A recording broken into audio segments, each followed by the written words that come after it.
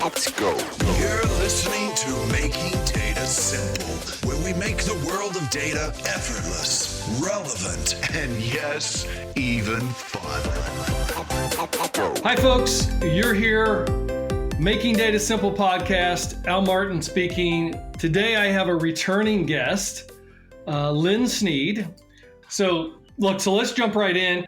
There's such a thing, by example, of being in a role. You could even be performing well in the role, but you can look through an assessment, who you are or versus, I guess, who you're trying to be. That's probably not a good analogy, but, and you can see that they differ. So in other words, you've got to change your fundamental nature to be in this position. And typically, there's going to be conflict and stress. There's something you've got to do to get back to that natural state, or else it's going to either cause stress or you're going to see bad results.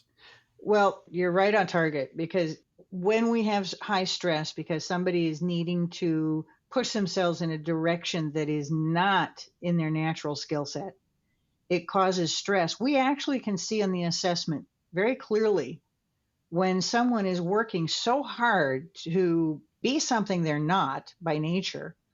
We see a direct correlation between the high score of someone's, what we call the adapted style, working hard to be something they're not. We see a correlation between that score and stress-related health disorders. Even in my case, everybody's aggressive. You want to keep it. You want to keep advancing. You want to better yourself, etc. But like I got a buddy of mine that we'll be talking about it, and I'll say, "Yeah, I need that position right there, whatever it might be." And he'll go, "Hold on. Do you really want that position? Come on. Do you really want to give up all this other stuff for that position?" And then it's like, "Yeah, well, maybe not." Right. But I mean, all I'm saying is we get trapped into doing things that are in our natural state because what we feel like we're supposed to do or what others may regard as the right decision. You know what I'm saying? It can be a tough deal, but it doesn't have to always be a tough deal. If we know and understand ourselves better, and a lot of this is about self-understanding, that's where it starts. And that's not exciting for a lot of people, but the payoff for it's pretty big. If we understand ourselves, we can help ourselves channel our energy into the right direction where we're going to match our skills to our work, more fulfillment and more satisfaction. As a coach, one of my major goals is simply to help my people, my clients, get to the levels where they want to be, but while they're doing that, to make sure that they're experiencing more fulfillment. This isn't about, more work, harder work, bigger positions. This is about fulfillment, happiness, satisfaction, inner peace, and well-being. Less stress, not more stress. So it's finding our sweet spot and then excelling in the area of our sweet spot instead of trying to excel in something that crosses over to an area that's the opposite of our sweet spot. Does that make sense? So summarizing, it does make sense. But so let's go back to soft skills or professional skills and hard skills.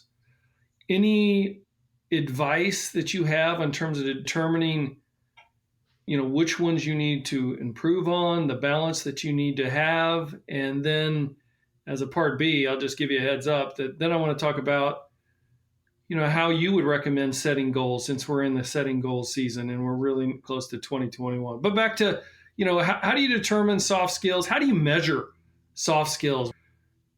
You're achieving success or it's not hard skills. Is like you pass a certification, you get a degree, boom, you got it. Right. Soft skills are called soft not because they're easy. I think it's what people interpret soft skills. Oh, that's soft. No, it's because it's difficult. They're harder than the hard skills. Right. They many times measure them as easy. Well, and that's where the importance of highly validated assessments come into play. There's a lot of assessments out there in the world, and quite frankly, there's a lot of them. They're just not highly validated. Look for something that's highly validated and that's multidimensional, more holistic. For example, I never run DISC as a single assessment on anybody. I've used this metaphor with you before. It would be like somebody going to the doctor's office and the doctor putting a thermometer. Well, I guess they don't put it under your tongue anymore. They stick it in your ear or aim it at your forehead, however they take your temperature these days. And that's all they do. And they say, you're fine. You don't have a fever. You can go home. No worries. As opposed to a good physical exam where, you've got blood work, lab work, your cholesterol's okay. They listen to your heart. They listen to your lungs, your breathing. I mean, a really thorough exam. And our assessments are 2, 3, and 4, and 5 sciences combined. So that, DISC is one of my favorites because it's so universal in how it can be used, and leaders can improve their leadership skills when they can read people's DISC styles. But it's only a portion of the assessment. We're looking at motivators, we're looking at skills. So, one of the things to get more to the core of your question, realizing that we come into a job with these hard skills that got us there. And think of these as, the self-starting, personal accountability, the planning and organizing, maybe project management skills, a certain amount of time and priority management. Those are skills that we usually bring with us. As we are promoted and we have people working for us, we need those same skills that we had when we got there. We don't let go of those. We add to them with leadership skills. And that's the interpersonal and the diplomacy, the conflict management, influencing others, decision-making, continuous learning. Continuous learning is so critical because one of my other favorite questions with new clients, I'll say, tell me about the leadership books that you've read in the last year. And crickets, I'm amazed at the number of times that people, they haven't read a good leadership or any leadership book in the last year. If you're going to get good at this stuff, you got to work on it. You got to study it.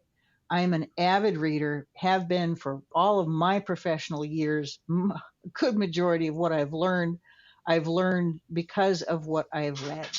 So if you're not reading, if you're not studying, you're learning everything the hard way. I mean, one thing you can find consistent, at least I've found consistent, is star performers, star leaders, well-rounded individuals are well-read individuals, one way or another. Absolutely. Absolutely. And, when I read, though, I read for a lot of different reasons. That's part of it. It's continuous learning. But the other thing is good to have analogies, to be able to explain things when I'm doing pitches. I mean, there's so many different things, interesting things I get out of it. But, and I don't know that I'm a natural reader. I mean, it's hard for me just to sit. By the way, the good news is there's many ways to read these days, including audiobooks. I was just going to point that out. It's so important. I haven't read a book in a long time, in spite of the fact that so many years of my life I was such an avid reader. If I can't find it in an audible format now or a podcast format, it ain't going to happen. But as long as I can listen to it, I can keep devouring and keep learning. Let me ask you this, and then I'll try to wrap it up a bit. But outside of I know you drive assessments, and they help to. Sometimes you got to do that introspection that you can do some self-reflection and figure out where your head's at. But aren't there some telltale signs? Like, by example, just stress is one. And I find that as I'm working with a team, when they have stress, they're working hard. And a lot of times they try to solve it by working harder. Yes. We don't always consider that, maybe pause for a second, breathe. I'm acting on a role or that's not in my natural state. And look, I can better align it or I can find a new role. But there's things I can alter in the role itself to be able to become better in our natural state. I don't know that we often consider that. That's a very good point, Al. And I think that's one of the places where coaching or working with a partner, a mentor, I think that's one of the places where that can be helpful, because many times it takes somebody else's objective eyes to sort of look at what you're doing and ask you some questions. Sometimes it's as simple as time and priority management. Many times people are just trying to get too many things into a day, And just learning to say no to some things, and that's a toughie for most of us. But many times we're just trying to cram too much, 10 pounds of content into a 5-pound sack. A wise person once told me that no means just not right now. Uh-huh. that's right. And no, that or not actually right helps now. greatly. And I love that, because saying no is hard. I read a book years ago. One of the things I remember, it said, is practice saying no until your tongue bleeds. And, it's a tough thing for us to say. And I find it easier to say, not right now. Now's not the right So time. how are you going to set your 2021 commitments yourself? Do you go through a goal setting exercise? I have gone through this exercise ever since I learned it from Hiram Smith when I first took Franklin's time management training, and I won't tell you what decade it was, because it's been a long time. But I'll tell you the key thing that I learned then, before the goal setting made any difference to me. Everybody sets goals, and most people don't do anything about it come New Year's. The key thing that shifted everything for me was learning the importance of having, and I don't care if you call it a personal mission statement or a purpose statement or a statement of intention. I like purpose. Mission was the word I was first taught, and some people like that. That's fine. To me, it sounds a little bit more militaristic than what am I all about? Why am I here? Why do I exist? I went through an exercise and wrote down a purpose statement for my life, a statement of intention, many, many years ago. And every year I look firmly at that before I set any goals, because if I'm setting goals that don't meet my purpose in life, I'm off track, and I can tell quickly I'm off track. The other thing that made a difference was writing down my personal governing values. That's another thing I learned. I went through the Franklin training before I became a Franklin employee. And writing down my personal governing values was one of the most astonishing and eye-opening experiences of my life. Because at that time, I was a younger single mom at the time.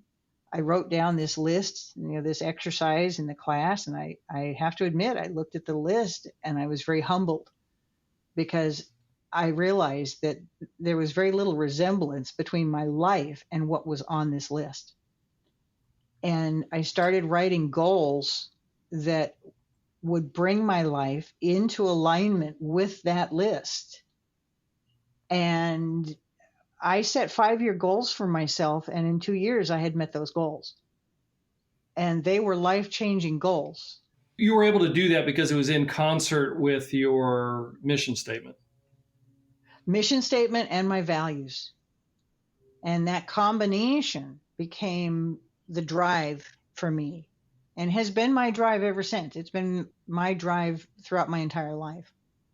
It's helped me make decisions. It's helped me channel myself professionally, personally. It's given me a guidance system that I didn't have before then. And it was hard to tell the difference that would make in my life until I now have this many years to look back. Part of my mission statement, I love music. And I recognize that outside of listening to music now and then, I was like, I've kind of ditched every hobby and thing I've had around music. And so that's, speaking of one of my goals for next year, I already went and bought me a new electric guitar. A Fender electric guitar, I understand. Nice. Which, wow, it's good fantastic. For you. Good for and you. And loud. And so that is a hobby. I've never had an electric. I've always had acoustic. So I'm going to do something different and really push the envelope there. But that's an example of a mission statement, just highlighting something that was bothering me. And I said, look, I got to do this. I mean, I don't have kids sports to go to anymore. So this is going to fill that void.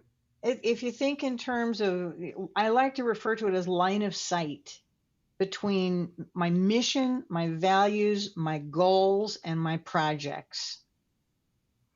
And of course, for me, project management was my middle name for so many years that if I can get it to the stage of a project, I'm on it. So that's my line of sight. And that means I'm setting goals that are in line with what's important to me. I've taken up woodworking lately since I've sort of semi-retired a little bit. I have time that I've never had before.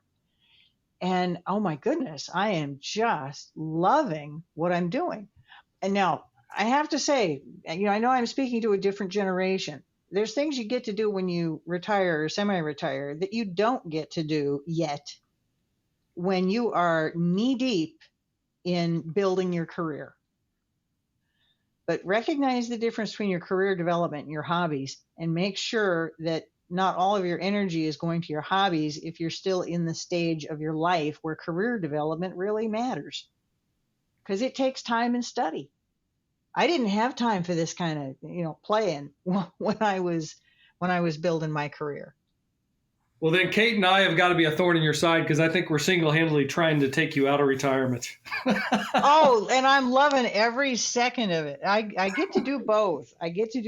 And I bless you both. You've both brought me new clients, and I am part-time, but I'm well within my part-time definition. And my mission is to be helping people and to be able to share the gifts that my mentors passed along to me over the years that I was so blessed to work for that amazing organization. And it's a simple mission. I have a responsibility to share what they shared with me. And, I did retire for a few years. I went off in my RV full time for a few years and played. And I settled in Florida to get warm. And I said, great, now I'm ready to get back to work. So I sit in my wonderful home office and I get to work on Zoom and do what I used to have to get on an airplane to go do. This is just cool as can be. I've been working with Zoom long before people discovered it this year. Yeah. I know. I get that. Well, look, I always set goals at the end of the year. In fact, I call most of them commitments, because for some reason in my mind, a commitment means I'm committed versus a goal means I'm. I think that's a good idea. I like that. And look, right now, I don't know where I'm going to go, because I'll do this at the end of this month. Mm-hmm. Usually I do that between Christmas and New Year's. Yes. But it's going to be an element of continuously learning, keeping up on some of the tech and stuff like that. Also financials, which may be boring to some, but also helps me with my investments. What's your next leadership book that's on your list? Well, I was going to ask you. I've got so many. I mean, I always I'm reading like 3 right now. When the ones I'm reading right now, let's see, is I just got through with Subscribed, which was a good book. I'm reading Thinking Fast and Slow by Daniel Kahneman right now. There's another book I'm reading. I'm doing too many at the same time. I get too excited. I'm reading Financial Intelligence, which is looking behind the numbers that are reported, that helps you with investments or managing a business. What else? There's another one, but those are the 2 that I'm on. But I've talked to you. You've given me several books. It's a list that's probably, no kidding, like 40 books long. There's not enough hours in That's where prioritizing becomes really important. Now, we had posted a book list after one of the last calls. Is that still available to listeners? Yes.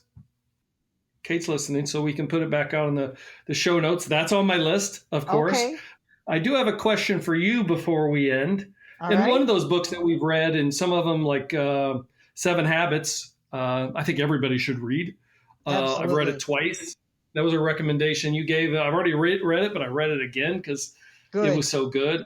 It's a lifetime of study, that book. That's not a one-time read. And it has, you can get workbooks out there. Yes. That correspond to it, to your point. Yes. So that one is a lifetime study. Anything that we didn't say about our theme today around professional work skills and hard skills? I care that when you get off of every phone call with me, and especially as you look back monthly, quarterly, and for many of my clients now annually, you're looking back and you're going, I see how this has helped me.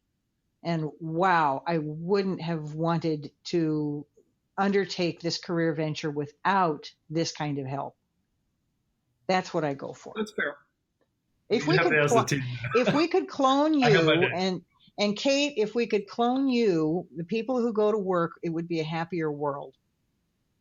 Leaders who encourage, who do give feedback. Most leaders just don't give feedback, let alone good feedback, encouraging feedback. And that matters. Most leaders, if they say anything, it's a corrective. But encouragement, morale, these things matter.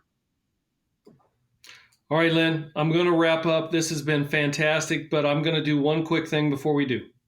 We might have played this game before, but we got some new pieces of it. It's Would You Rather. You got to pick one side or the other. Oh, boy. And it's not going to be easy. We already talked about this. It wasn't easy last time. But we got some better ones. We got some better ones. But so You got to pick one side or the other. I just want to get your thoughts on this. This should be good. All right, you ready? I hope. Last time you really caught me. Confident. All right. Mountains or beach? Oh, gosh. Oh, see, you did it to me again. And we're just starting. I have to say, the first part of my life, the mountains and the lakes and the kayaks, that's and the RV and camping. That's what I live for. But hey, at this point in my life, I'm in Florida. Give me beach. All right. Rock climbing or kayaking? Kayaking. It's one of my major passions in life. All right. I figured I would have guessed that. Camping or woodworking? Oh, again, earlier in life, camping. Absolutely camping. I spent most of my life, outdoors and camping and loved it. At this point in my life, though, that doesn't fit as well, and woodworking does. I do that in my carport all year round, 365 days a year almost in Florida. I can do that. And so here woodworking is just awesome. All right. A kid in Hawaii, or would you rather the kid be in Oregon? Oh, he is so happy in Hawaii, Al. And complicate the visits, but hey, we're not getting on airplanes visiting anyway these days. So he is happy in Hawaii. He's happier than I've ever seen him in Hawaii. All right. You got to pick one or the other. Would you pick project manager or coach? Coach. All and right. Especially because I get to coach a lot on project management. So see, that's a win-win for me. Okay, fair enough. I think that might be a no answer almost, but then we'll let that go. That was a pretty good comeback. You often preach, as did Covey, win-win or no deal. But if you're forced and it's win-lose or lose-lose, what are you going to choose? If I'm forced, and it's because you know how environments can be. And it's win-win or no deal. I don't think you're going to win this one, Al. I know. I think this is going to be an Al lose, Lynn win on this one. I was going to see how long she'd go with it. I knew she probably would answer this one. You got to admit that's a good question. I thought it was a good question. That's it. I am an absolute believer in win-win or no deal. And when I read, or you walk. When I read 7 Habits, again, it was before I went to work for the company, which it became Franklin Covey many years after I became an employee. It wasn't until I had the honor of working with Stephen Sr. directly that I kept hearing him say win-win or no deal. And that kind of drove that algorithm to a higher level for me. It's something to strive for, but there's also something I read many years ago in a book called Strategy of the Dolphins that I love that said, I don't need anybody to lose unless they insist upon it. But they often do. And anyway, they often do. So if they insist upon it, I will allow them to do it. Okay. Culture or strategy? Culture. Culture can kill strategy in a heartbeat. All right. The hardest question of the podcast, because we've been talking about it. Hard skill or soft skill? Professional work skills. All right, you go in with professional work skills, which is soft skills in a much better term. I do have one more question for you. You asked me about the books I'm reading. I'm always reading some books, but I don't think I asked you this last time. Maybe I did, but I'm going to ask you it again. If there's one book, I only got one more book that I can read. Al has one book he can read, and it's over. What book would that be? Oh, are you striving and going into a leadership position? I'm just trying to be a better person, no matter what. Or you want to be a better person. Well, I mean, I want to be, everything. That's the problem. Yeah. Is one book. Okay, I got it. It's Conversational Intelligence by Judith Glaser. All right. Well, now you know the next one that will be on my list. Plus one to that book. Plus one right there. Yeah. Plus one from Kate. Now I've got to do it. Yep.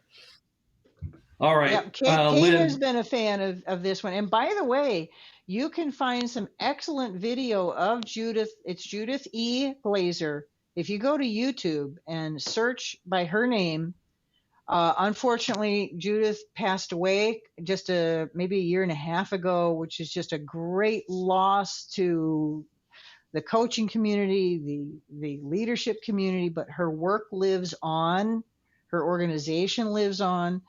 But there's great video from her. It's worth some time. And another one that I'd recommend via YouTube is Marshall Goldsmith.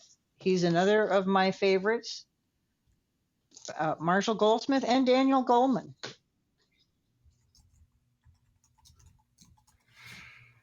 All for free. All right. Bless YouTube. That's fantastic. It's on my list. Not only is it on my list, I'm going to go ahead and download it, get it ready to go so that I can knock it off that list. Awesome. Lynn, you're fantastic to talk to. Too good, because then I take all day. I could keep talking for hours. This is like free coaching.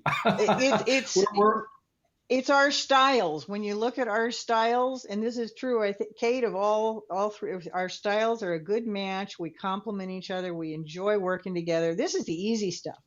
It's when we're working with our opposites that we have to work at it a little harder. This is just easy and fun. I agree. Totally fun. Thank you for being here, Lynn. You've been great as always. My pleasure, Kate. As always, thank you for organizing and pulling us together and crafting this. And it's a pleasure working with both of you. Hey, you're welcome. Thanks always to Kate and to Steve, who's doing the hard work behind the scenes. And thanks to our listeners. And as always, you can reach out to almartintalksdata@gmail.com. We will read those comments, questions, suggestions, and act accordingly. Thanks. Be safe. Bye-bye. Thank you. Bye-bye.